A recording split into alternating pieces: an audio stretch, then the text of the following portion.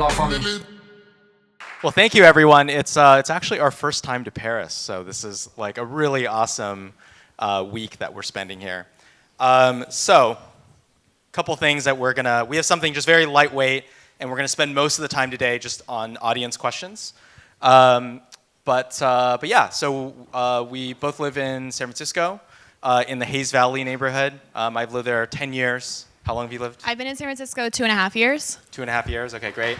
All right, so I'm gonna quickly introduce myself and then Bree will do the same. So yeah, so I run the rider growth team at Uber, which means it's, we're just trying to grow the total number of riders. I'll talk a little bit more in detail about what we're actually doing. Before that, I worked at Mohr Davidow Ventures, which is a big $2 billion venture capital fund on Sand Hill Road. And that's how I got started career-wise as well. And I've also advised two companies that you may be familiar with, Dropbox and Tinder. I was checking earlier, I was like, do people use Tinder in Paris? So anyway, turns out the answer is yes. And I've been writing a blog for 10 years. So we'll talk more about how I got started there as well. Cool. Hi, guys. I'm Brianne Kimmel. I'm growth marketing at Zendesk. Before that, I was actually in Y Combinator, so winter 2016. Before that, spent a lot of time in the online travel industry, so worked for Expedia. I also teach classes at General Assembly in San Francisco as well. Awesome. Okay, so we have literally 2 slides, and then we'll just go into like questions. So the format we thought that would be fun would just be literally 5 bullets of like little stories and vignettes that we'll just talk through, and we'll just kind of ask each other. And then if it inspires any follow-up things or whatever, just put them into Slido, and we'll pull up Slido afterwards. And then after that, we'll literally just run through the top voted questions. So Bree, so one of the interesting things about you is after living in Ohio for most of your life, including college, you actually moved all the way to Australia and lived there for 4 years. So quite an adventure. And one of the things that you and I talked about, and we went on a trip to Sydney last November, is the startup ecosystem there and how it's different than Silicon Valley. So tell us about that. How are they different? Yeah, sure. So I'll give a little context. I moved to Sydney shortly after university, was working at an ad agency there, and then worked on international at Orbitz. One of the things that I noticed when it comes to startups in Australia is that you have a really strong marketing and sales presence, but I noticed that there weren't a lot of engineers. So a lot of the builders, what ends up happening is, you have really solid engineers, they end up moving to a London or to a San Francisco. So what that leaves you at a lot of the regional tech offices is a lot of marketing and sales. So I thought that was a really interesting insight. I think as we've gone back to Sydney to visit, it's really promising to hear that a lot of engineers are starting to stay in Australia more now. The reason for that is there's a lot of local homegrown startups that are basically using the rocket internet model where they're taking products that are working overseas, they're bringing them back home, and then they're creating more localized versions, which is great. Another thing to think about is we're noticing more like specifically at Zendesk, we do have an engineering team based in Melbourne, so we're starting to see more pockets of builders located in that market, and it's really great to see sort of how you can have really amazing tech ecosystems outside of San Francisco that have both technical and sales and marketing. And I remember one of the VCs we talked to out there, Blackbird, was sort of contrasting that exact thing, which is that there's the companies that are just trying to take ideas that have worked elsewhere and trying to localize it, and then there are folks like Atlassian and Canva that are building in Australia and immediately going for the global market. I remember that being super, super interesting because that's obviously where the really big outcomes are, really big IPOs are coming from that strategy. So the other thing that you and I have talked about over the years is your opinion about influencer marketing, which is obviously it's such a hot area right now. And then has everyone heard of the Fire Festival? Does anyone remember Fire Festival? Okay, yeah. All right, so this is like a great thing where the Kardashians and a bunch of other people, anything involving the Kardashians is awesome, as the story. We're promoting this festival out in the Bahamas, and then basically people arrived and figured out that there was actually nothing there. So it was like a fake festival. It was actually just poorly run. And the Kardashians were basically just promoting it. But anyway, we were talking about this exact story, and around influencer marketing. So tell us your opinion about why you think it's so ineffective. Yeah, sure. So I started out my career in advertising. I was heading up the Nikon account. So part of that was running very early influencer campaigns. This was back in like 2010, 2011. And what I found is, to this day, influencers are great as far as creating quality content. But what I found, no matter what company, what category, the content doesn't necessarily convert. So it's really hard to have a measurable ROI. You can see things like favorites and likes and comments and all of these things, but I've never seen it to really equate to a dollar sign. And I think as I speak to startups, one of the things that I mention is it's also really hard to find and source the right influencers.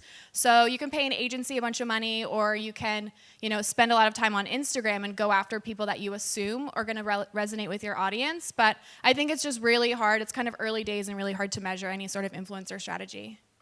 And I guess part of that is like it's really not a performance marketing ROI kind of thing. Do you know how are people measuring? Like, what do you think of as best practices on?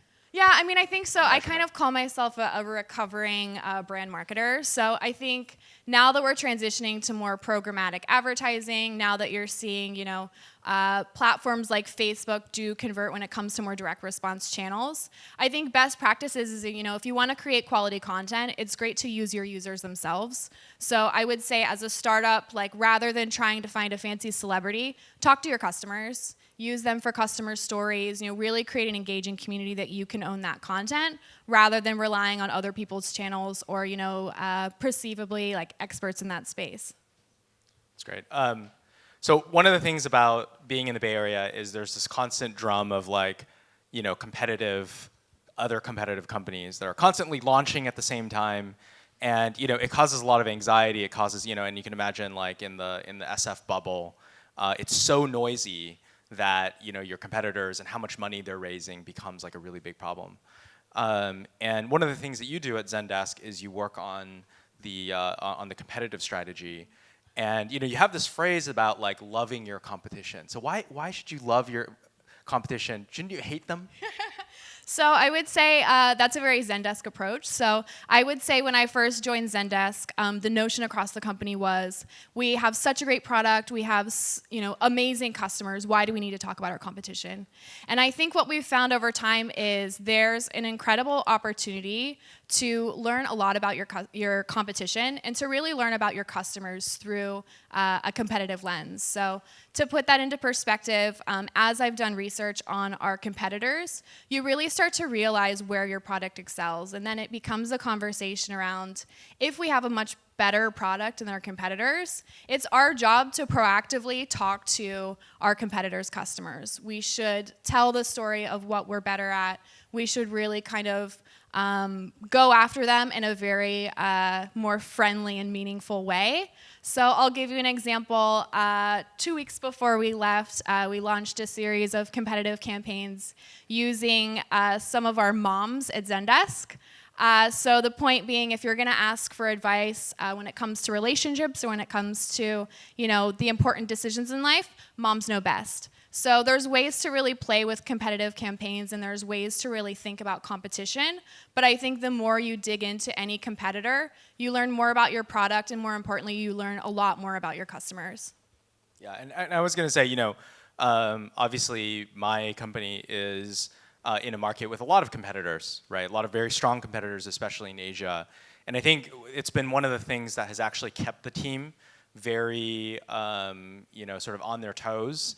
And it's something that really strongly motivates them when they see, other players that are, really doing great work, in the field. And it grows the market because then everybody wants to try all the different products. So I've tended to also agree.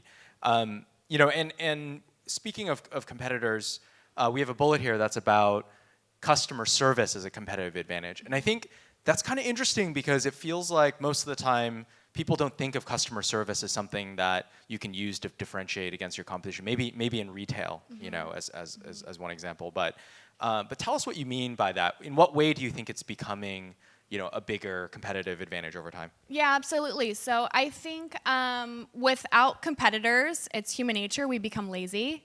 So I think by having different competitors in our same market, it forces us to really engage and to follow through with our customers. In sort of modern times, if you're building a company from the ground up, when it comes to customer support or customer experience, that's something you can start from day one. If you think about your product and pricing, there's always going to be someone that can do the exact same thing for cheaper. They don't mind cutting margins, they don't mind cutting costs on a lot of things. But the one area where you can really excel from day one is you can start to really understand your customer, and you can make sure that every touch point is very meaningful. I think that one thing that we talk a lot about at Zendesk is no lead left behind. So the idea being, it's one thing to drive up, acquisition. It's one thing to have goals around, number of leads that you bring in. It's an entirely different thing to have a dedicated nurture and to have really amazing touch points throughout that customer experience. Cool. Oh, okay, so how many years did you spend working on travel companies? Most of my career, so I would say about 5 years. 5 years, okay, but you don't like travel startups. Yeah, controversial. How did this happen? So I think the thing with travel is that because I've come from that background, I tend to have a very high bar. What I will also say is that when it comes to travel startups, they're a really, really hard category to crack. So if you think about travel, it is a lower frequency purchase. A lot of times I get asked the question, well, isn't Uber a travel company? Well, if you think about it, Uber's become part of our daily life. If you think about the hierarchy of needs, you need water, you need food, you need a place to live, and you also need to figure out how am I going to get to work. So Uber is definitely much bigger than your usual travel company. And what I will also say is that I think one of the challenges in the travel space is there isn't a lot of loyalty. So whether you're booking I'll use Ryanair as an example. Everyone knows Ryanair is not great, but it's going to get you from A to B and it's cheap. So you're going to take that flight and there's not necessarily a lot of loyalty.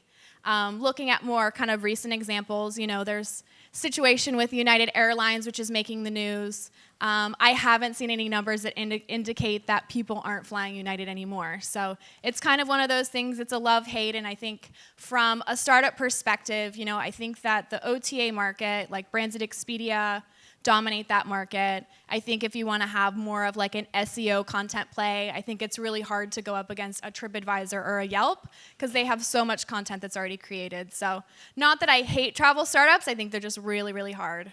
You just don't like them. You don't hate them. All right, my turn. Okay, Andrew. So the first one's pretty controversial. So I think the general notion with Bay Area startups is that they have a lot of hustle and that it's a really hard job. Why do you think they aren't risk-taking? Yeah. So the interesting thing about watching the startup ecosystem in San Francisco is you quickly learn that it's way more cushy and way easier than you'd expect, right? Because, and let me explain, right? You have this group of folks where they come to the Bay Area for a couple key reasons. One is, they go to school at Stanford or Berkeley or, one of these schools, or they join Google or they join Facebook and they join this whole thing. And then it becomes insanely easy for them afterwards to find co-founders and folks to start companies with. And then the whole process of raising money is way, way, way easier than, I imagine most of you flying over to the Bay Area and trying to raise money, right? It is way easier because of that. And what ends up happening is then after you do a startup, actually, in fact, let me go back to the whole Facebook Google thing. While you're at Facebook and Google, all your friends and your family, they keep saying, if you're so smart, why don't you have a startup, right? Which is kind of the exact opposite of if you're so smart, why aren't you at this big successful company? Which is what folks outside of the Bay Area often get. And so there's all this pressure to go and do that thing and to go make your thing. And then, by the way, once you actually go work on your startup, even when you fail, oftentimes there's these deals that get made where you soft land into a company and the entire team gets a very generous package just to go work at the new company. I think to that point as well, we oftentimes joke and say, if you're in the Bay Area and you haven't been in a startup, that's sort of a rare breed. But I think if you've been in the Bay Area and you haven't been, at a failed startup, that's also very rare. So I think when you're interviewing or when you're thinking about teams, a lot of times even at the big companies, you're looking for people with failed startup experience. That's right. And so when you create an ecosystem that looks like that, are you really taking that much risk, right? And so anyway, so I think because of that, what it means is the entrepreneurs in the Bay Area often get way more credit than they deserve compared to the real truth of it, which is I think that the ecosystem, right, and the norms that have been set within the region are just incredibly powerful and make it really easy to do these things and make it feel like you're taking risk when maybe you're not. Do you feel like at Uber you personally try to hire people who are ex-startups?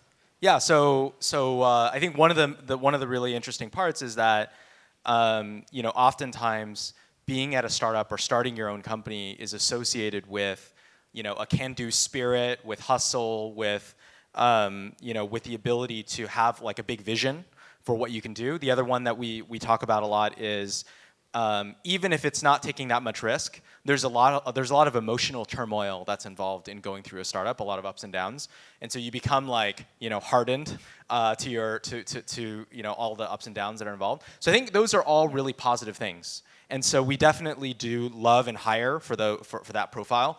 The thing that is difficult is that often people who come from a startup background lack the communication polish and the structured thinking that's involved with how do you organize 14,000 people to go do something? Like that is very hard and requires incredible skills on that front. And oftentimes if you're an entrepreneur, you're very much used to managing up, right, for your investors, and you're also used to managing down for your direct team.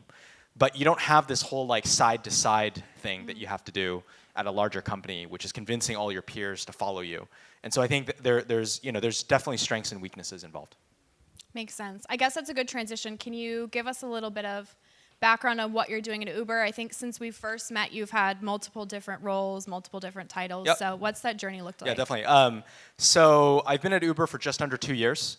The head of their growth team, Ed Baker, as well as Travis and a couple other great folks, recruited me into the company. I'd known of Uber for a really long time. I'm friends with many of the early investors, but finally kind of took the plunge to do it. And originally I was working on driver acquisition. So how do we get more drivers on the system? And I now run the rider growth team, which is about growing the total number of riders. Now, the interesting thing with that is, that's everything from our various domestic and international strategy, as well as all the mechanical parts, everything from landing pages, the sign-up funnel, activation, thinking about churn, thinking about engagement, and that entire life cycle. But one of the things I always like to tell a funny story about early Uber is that has anyone ever invited somebody to Uber, like the give-get thing? Have you guys used that? Get it? Okay. Oh, there you go. Very nice. All right. So that's part of the product line that I manage. And in the early days of Uber, when we first started, these give-get numbers would get quite large. You could give and get $30, $40, $50 sometimes, like really large numbers. And so we had a couple instances. This was a couple years ago, where people, very enterprising, very clever people, would hook up their give-get codes to a Facebook ad or a Google ad, and they managed to create tens of thousands of dollars of credits of free Uber for them. Anyway, I hope they're enjoying it. They can now also use that for Uber Eats, so it's great. So they probably have free Uber for the rest of their life. But anyway, that's what I'm doing at Uber these days. Do you guys have Uber Eats in Paris? Yeah, is it good? Cool. So the next one, interesting start to your career. So usually when I think of VCs, you think of gray-haired old guys drinking coffee, wearing polos. How did you become a teenage VC?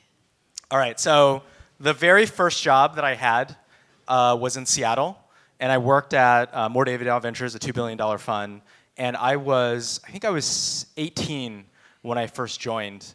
And you can imagine that was a really insane experience to all of a sudden sit in on Series A, Series B pitches, and this was in Seattle. So anyway, I'll tell you the story of how I got the job. And for those of you interested in VC, you can maybe be inspired by it.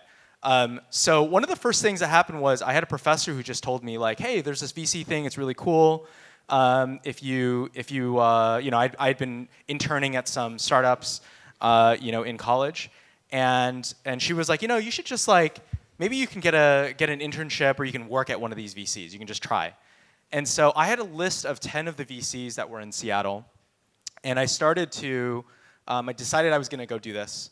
And so I emailed all of them, and then I called them, and I ended up getting meetings with 2 of the VCs. And this is, you can imagine, this is like, I was 18, I didn't know anything, basically, at this point. But one of the really awesome things is that in Seattle, one of the VCs decided to reply. We had a meeting. He was kind of like, okay, cool. Do you need like money? Do you need like, is this like a real thing? And I was like, no, just give me a desk. Like, we'll work the rest of it out. And he was like, okay, cool. I'm going to check with my other general partners at the firm, and I'll call you back next week. And so I was so excited by this meeting. This was 2000, about 2000, 2001. And so I was like so excited. And then 1 week passed, no email, no phone call, right? Terrible. And so I was like, well, I'll just, they're busy. I'll just call back. And so I ended up doing that and calling back. I got the admin. We set up another meeting. Then it got rescheduled. It got canceled. And then I kept calling, and I kept emailing. And actually, 3 months later, I was like, okay, maybe I should just stop. And I got some amazing advice from one of my professors who changed my life, and Emer Dooley. And what she said was, these guys are actually used to saying no to people all the time. Really important people, they'll say no. So the fact that this guy, Bill Erickson, has not said no is just because he's busy. If he wants to say no, he'll just say no. Who cares, right? And so I was like, okay, that's good advice. And so I kept going and kept going. So 4 months later, I got another meeting, and I was just like, awesome, give me a desk. I'll sort the rest out. And so I ended up actually working at this firm for multiple years after that, and it was like a life-changing experience. So anyway, that's my lesson. Do you feel like startups can follow that same advice? Keep emailing, keep following up? I think that I got to a point where I was embarrassed by how much I was following up, but I'm glad I didn't give up on that. And so I think it probably means that when you follow up to the point where you're slightly embarrassed, that means that's just about the right amount. Okay, keep going until you get a no. Yes, probably, yeah. Works. Or you have to change strategies. So I would have a different strategy these days, but I think that was a good one for being 18, 19 years old. That makes sense. Speaking of fundraising strategies, so you have a specific way on coaching international folks, more specifically Swedes, on pitching in San Francisco. What's the story? Yeah. So every year there's a group of Swedish entrepreneurs. It's put on by university, and they come out to Stanford, and I give a talk to them each year.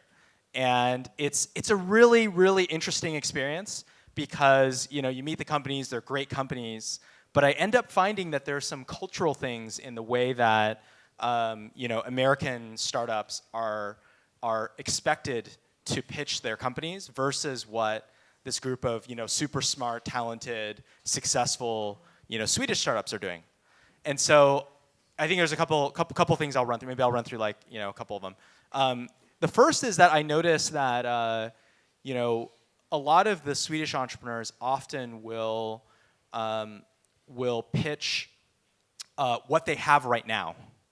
They're very literal. Like, this is exactly what I'm doing right now. These are the numbers, right?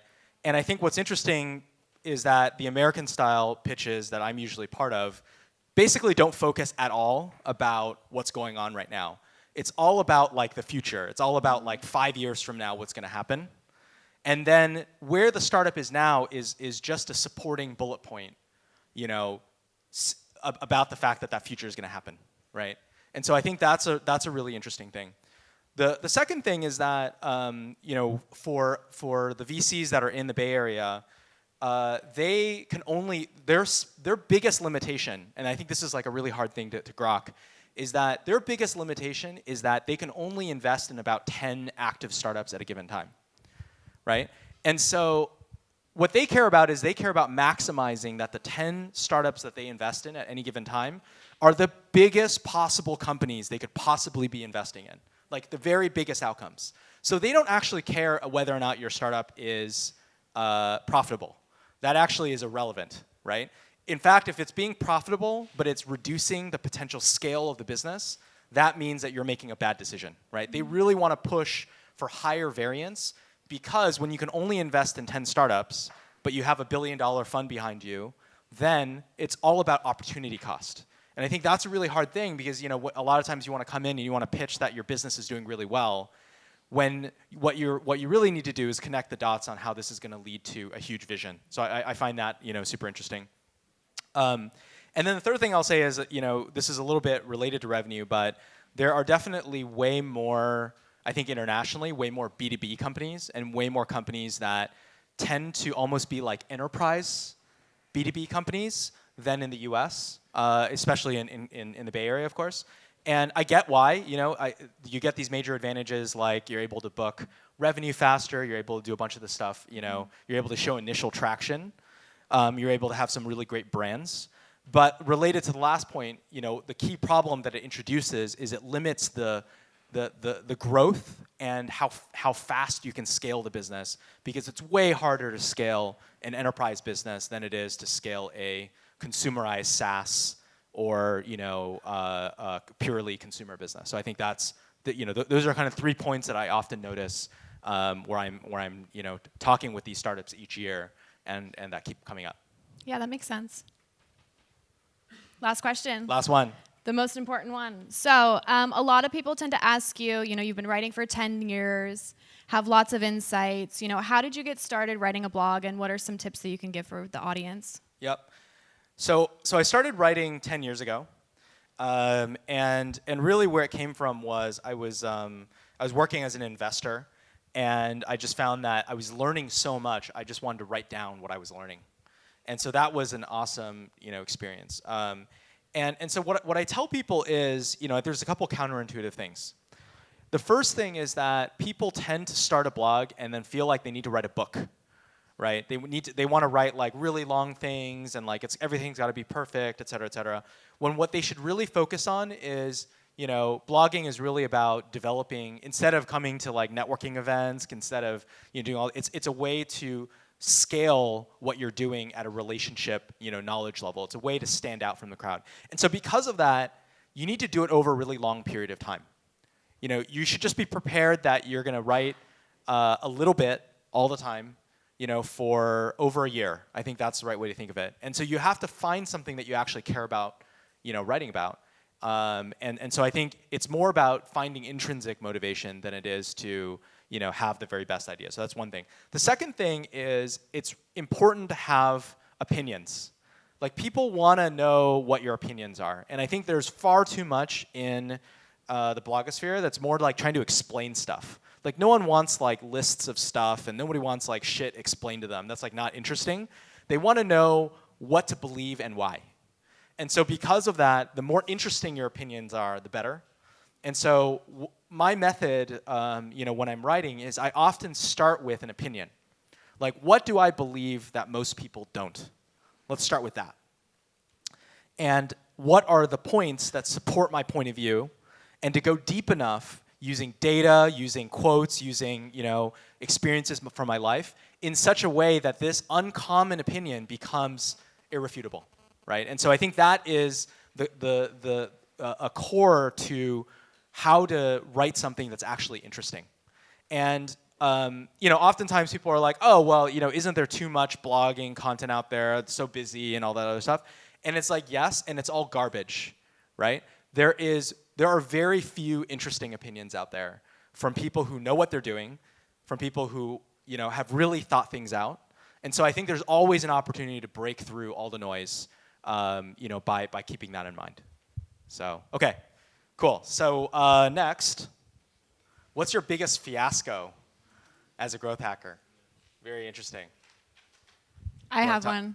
Okay. So when I was first working at Expedia, one of my first tasks was helping to build a localized product for China. knowing that I've never lived in China and I don't speak Chinese, I ended up doing a lot of firsthand research and understanding, if we're building out this product, if we need to acquire new users, how am I going to do this? So I ended up engaging an agency and some freelancers to help me with content creation. Obviously, I don't speak Chinese, so that was great in terms of developing long-form content. The one mistake that I made is that this agency that we used claimed to be experts in WeChat. Rather than acquiring real, engaging, honest users, we ended up paying and acquired millions of bots.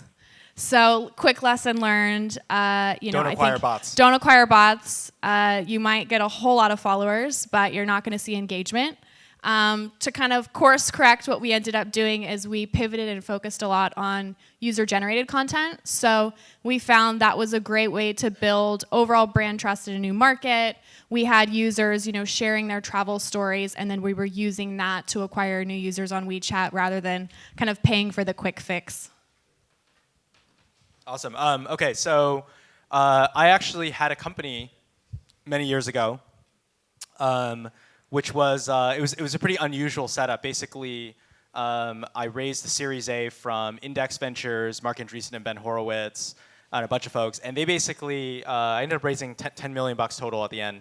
And they basically were like, "Hey, go start a labs company and go work on like whatever you want," which is like a pretty fun way to spend a couple years in my 20s. And so I think one of the really challenging things there was that a lot of the ideas that people were trying at the time. So this was during did anyone build like Facebook apps back in the day? Did anyone do that? Okay, a couple Facebook apps. Okay, great. So yeah, back then you could basically build these apps on Facebook. And you could do these insane things, like they literally would. You could build like all the Zynga apps were the ones being built at the time, where you could scale to like 10 million DAU in like 30 days, right? It was like crazy, like it's like just insane. And so at the time, I was basically building a bunch of these different. I was doing Facebook apps. I was doing. I ended up building like these viral products on Android and a bunch of these things. And the common theme was that, for a bunch of these products, I would solve the acquisition problem really early on in the process to the point where, I could sign up tens of thousands of users per day for free, right? Pretty amazing. But I would send them into kind of like a crappy product experience that didn't have product market fit. And it just turns out that is, and then the idea was, well, I was going to work on product market fit. And it just turns out that you can't do things in that order. And a lot of different folks, including Ed Baker, who was at Uber and had hired me. There's a whole generation of entrepreneurs that all scaled acquisition before we were ready. And so I think that is probably like the biggest thing. It eventually caused me to hire my team, but then like we didn't get anywhere. And so we ended up soft landing myself and the team at Uber, and so that was one of the things was not actually returning capital to my investors. They have some Uber stock, but we'll see where that goes. Field startups are a badge of honor, though. So exactly. Yeah, great. it's fine. Yeah, no one cares. Okay, so second question: how do you build a good growth team? So maybe I'll take this one. So I think one of the first things I'll say is that. The whole concept of a growth hacker has now been institutionalized actually as a growth team in the Bay Area. And so there's a blog post somewhere in here. Once I'm less busy, I should actually write it down. But one of the things is the idea is that instead of there being individual contributors working on growth, what you see inside of LinkedIn and Facebook and Uber and a bunch of these companies is actually you build entire teams that have a PM, have a data scientist, have a designer, have a bunch of engineers, where their North Star is actually growth. And once you get to, so I think the V1 build of this, where you have a small team, let's say you're like a Series A startup and you have a couple dozen employees, then your first growth team might only be like 3 or 4 people. It might be literally a product engineer and a designer and a couple people to support them.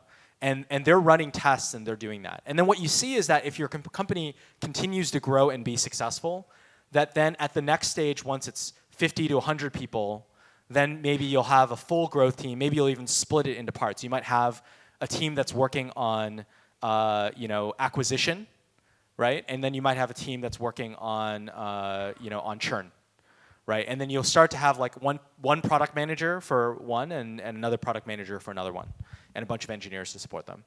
And then as you grow and grow and grow, then you'll add international. You'll add you'll add some internal tools like A/B testing tools. You'll add a bunch of these different things. And it's to the point where if you're a company like Uber, you have hundreds of different teams inside your company all working on the same stuff. So. What if you only have headcount for one? So you're about to make your first growth hire. How do you know if someone is the right person for the job? Yeah, so I think growth is a tricky topic because currently the pool of software engineers is extremely small. The pool of people who formerly have worked in growth, especially at these Silicon Valley companies, is very small. We're talking about maybe 1,000, maybe 2,000, something like that. And so when you're talking about that small of a group, what it means is that you're probably not going to hire them. So instead, what's been happening is that you'll get people who either have worked in very kind of performance marketing related industries, so either like sort of e-commerce, mobile games, that kind of thing, or you'll move all the way to somebody who maybe has a technical background but decided to go into management consulting or investment banking, has a very kind of businessy mindset, and then wants to come out and be a product manager. So that's the other way to do it. Cool? All right, let's do the next one. Does growth hacking mean that marketing is taken away from the marketing guys and given to the product development guys or gals? Implications and our CMOs on the way down. How's the growth team set up at Zendesk, Bree? So I think in terms of the growth team at Zendesk, we do have a dedicated growth team, much like Andrew's structure that he mentioned. What I will say is that we do have, even our marketing team is very growth-minded. So I think that we all have a North Star metric that we consider and that we measure ourselves against. I think that when you talk about the term CMO, I don't think that the CMO is going away, but what I will say is that the CMO's roles and responsibilities are changing. So as I mentioned, I'm a recovering brand marketer. I think that in the old days when we had basically out-of-home advertising, we spent a lot on TV, those are very different skill sets. I think nowadays the CMO is very analytical. We're moving away from big brand campaigns to more programmatic advertising. And I think that, I think platforms like Facebook is a great example where if you think about how many times we check Facebook, I think last time I checked, the average person checks it 19 times per day.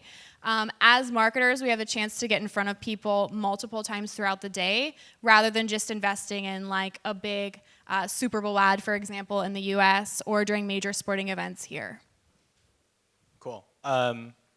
Great. Maybe we'll move on, and then that way we can cover more questions. All right. Here's a good one, which is Uber. How do you hack your bad reputation? Okay. So I think this is actually a very interesting question because I think it's one of these ones where it's not obvious that this is like a quote unquote hack. In order to fix it. Like this is something that where the entire team at Uber, which are full of people that I think of as friends and family, I think understand that there's a lot to do to deeply fix our relationship with both our riders and our drivers, in addition to building this great service. And so I think because of that, this is a really fundamental thing that, as you might imagine, there are thousands of people in San Francisco and many more thousands of people around the world that are really focused on this every day. So I think this is it's not a growth hacking thing. If it were that easy, then we would have solved it. But I think this will take some real work on everyone, and there's a lot of things that are happening there. So okay, this could be for you, which is. Thank you. I see that. Cool. So maybe I'll ask this question for you is, why do Sure. you need growth hacking when you work in a company with $1 million budget in acquisition? So yeah, you guys have a big budget. We have a big budget. We have a big budget. I mean, I can even go back to the days of Expedia as well. I think that, you need to have a dedicated team focused on growth. We've talked about this before, but if you don't have a team owning certain metrics, like someone needs to own your retention number, someone needs to own your acquisition number. Unless you have dedicated teams that own a very specific KPI, it doesn't matter if you have $1 million budget, you'll end up just spending and not necessarily driving performance. So I think that you need to have a North Star metric, and you need to make sure that there's a team owning that. Yeah, and I'll say the same. We have a very, very large budget for rider and driver acquisition, and I think in the end, you still need to make sure that anything that you're spending really does perform as best as possible. And so what that means is that if you're spending $1 million, you want it to feel like you're getting the returns of as if you were spending $2 million, right, and so on and so forth. And the fact is that we at Uber, we really do think of the company as a startup. We think of it as very, very early in the process. So, for example, we recently released our financials. I think it was about a month ago, and we talk about the fact that when you look at products like Facebook and YouTube and Google, these are all products that have over 1 billion monthly users. I think actually Facebook is well over 1 billion daily active users at this point. And one of the really amazing things that caused me to join the company is that, when I joined Uber, there was only 15 million active riders. And today, it's actually only 50 million, right? So it's actually incredibly, this incredibly small base has generated a ton of value for everybody. And so I think that this is a really, tells you how much we need to optimize our growth, and we need to really focus on that. In order to get to the next level. I think to that point as well, I think as people in growth, we can't just focus on acquisition. I think specifically if your product, not everyone's creating the next Uber. I would say specifically if you're in like the B2B space, you're gonna have a limited number of buyers. So I think acquisition is definitely step one. I think from there, it's learning to ensure that you have, the right support infrastructure to keep your customers, make sure they don't go to competitors. We talked about competition.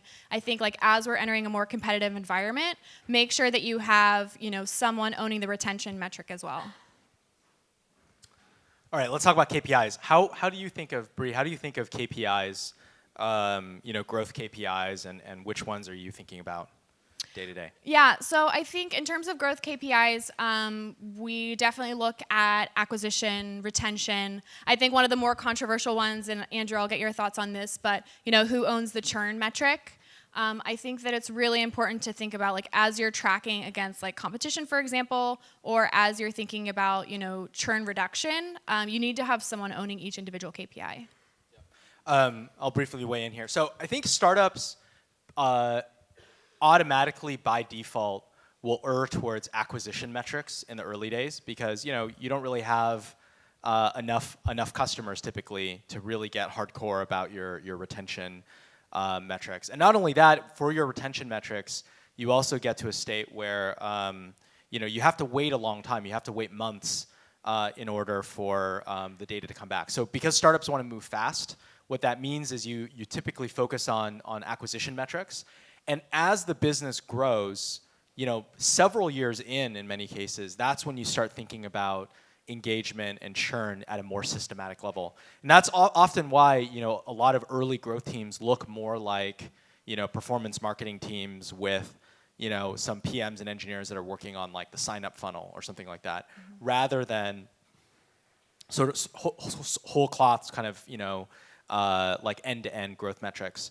The second thing I'll say here on KPIs is that the KPIs that all of your businesses, all of you guys should be looking at should be specific to what you're trying to do, right? I think that your KPIs should be a way to validate the strategy that you're taking. So you should pick your strategy first, and then you should pick your KPIs to validate that your stuff is working, rather than just going online and just picking KPIs that that everyone else is using. So I think that's a really important, dynamic to think about. And so yeah, so we'll go with that. I think to that point, so a lot of folks have asked best growth hacks. What are your thoughts on growth hacks in general? Yeah, so I really hate the term growth hack, and I hate that the industry has moved to a point where everyone's very interested in like these tips and tricks, right? And I'll tell you why. The reason is that the best growth teams and the products and the companies that have grown, the biggest, are the ones that are that have organized their team and their systems in a way that it's really about being able to scale their growth systematically, right? And so what that is that's all about strategy, that's about KPIs, that's about establishing systems. And like, yes, your tips and tricks can work, but those are things that only last, for a second, and then it's gone, right? And you're not going to build a great business off of tips and tricks. So, what I think is more important is, whether you're at a smaller company or a larger company where you can influence the people around you, it's to set up, number one, the right culture around experimentation and KPI setting, and about paying attention to your customer needs in a really quantitative way in order to really scale this thing and make it work in the long run. So I think that's a really important thing. So I think we're going to take one or two more questions, and then we'll hit our limit. Do we want to skip down to what was your biggest challenge growing your company? I think Sure. that's a good Do you one. wanna go? Okay, yeah, sure. Zendesk. What was the hardest thing about I would say scaling right Zendesk? now, at Zendesk, we say we're going through our teenage years. So if you think about it, Zendesk has been around for about 10 years now. We have a really solid 100,000 customers. We just crossed that milestone. But one of the challenges for us is, we have been very much the web try buy self-serve business model. Now that we are moving up market and going after more mid to enterprise sized companies, your format for things tend to change. So, we're focusing more on sales assisted deals, which means that we need to have a formal process for RFPs. It means that we need to have competitive messaging, because if you're going to walk into a deal and you're up against one of our larger competitors, we need to really have the right messaging that's going to resonate with that buyer. And I think that, part of going enterprise is really becoming a little bit more corporate. So I joined Zendesk before we rebranded last year. So, we've added new products, we've acquired a couple companies. So part of that transition is really understanding, like, what are the gaps in our current product? We either need to build something new that's going to meet the needs of our customers, or we need to proactively identify, what are some potential targets for acquisitions. That way we can build the right ecosystem for our customers. Cool. So maybe I'll answer this last one, and then we'll go there. So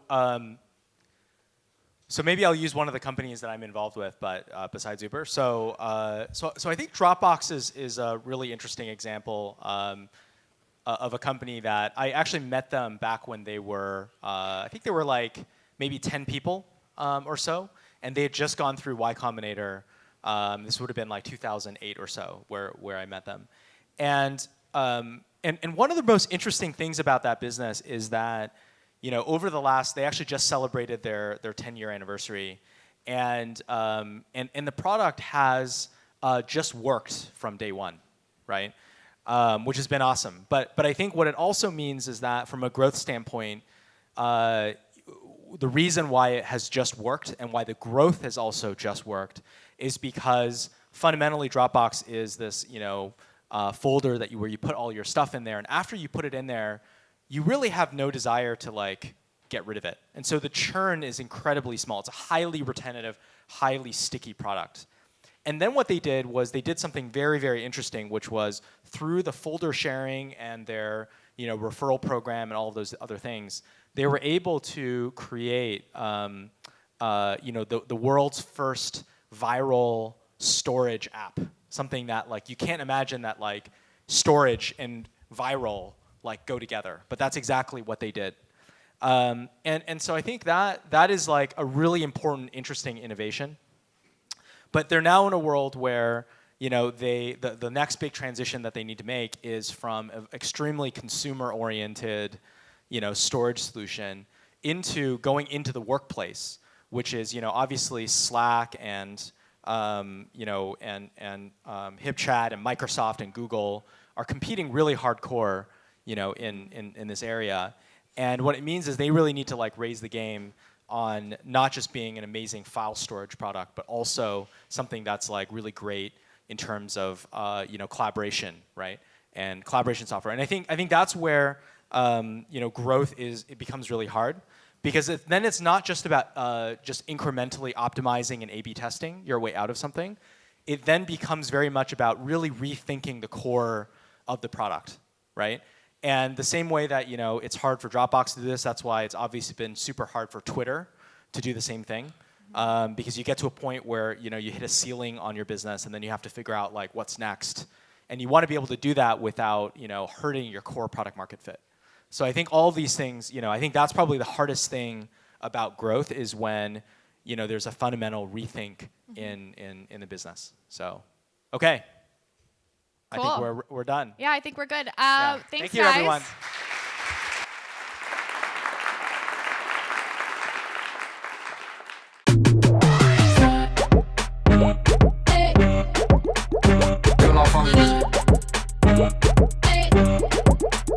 Que la famille.